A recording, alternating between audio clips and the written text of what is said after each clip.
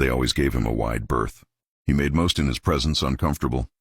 The pale skin, the red mark down one side of his face, like blood that never washed away.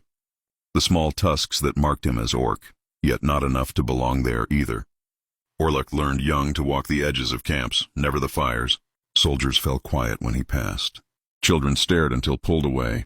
Even veterans of the Brothers' War, men, who had burned cities and buried sons, shifted uncomfortably beneath his gaze.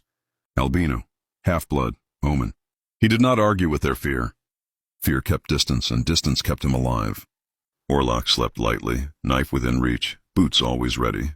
He scouted ahead of armies and returned alone, carrying maps in his head and blood on his hands.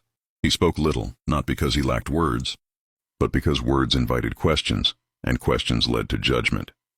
There were nights he wondered if he would ever be more than a tool sharpened for someone else's war. Then there were the others.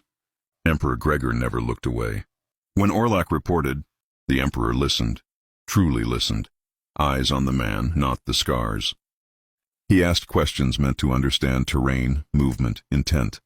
Never once did he ask about bloodlines. To Gregor, Orlach was not a half-anything. He was the scout who came back alive. Drombean spoke to him as one professional to another. Wizard to pathfinder, magic to mud, the mage asked where ley lines bent beneath roots, where fog lingered unnaturally, where the land itself felt wrong. Orlach answered, and Drombean believed him. Trust like that was rare and dangerous. And Ernesto Monclaf, grim, iron-bound Ernesto, offered no kindness, only respect. A nod when Orlach returned, a hand on the shoulder once, after a particularly long ride.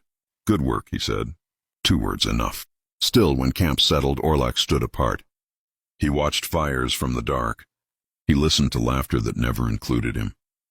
Sometimes he wondered if the Emperor knew how alone his scout truly was. But dawn always came.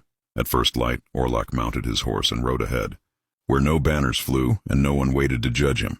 The land did not care what he was. Tracks told the truth. Wind carried warning. Blood dried the same on all skin. He was marked, yes. Marked by war. Marked by survival. Marked as the one who always went first and came back.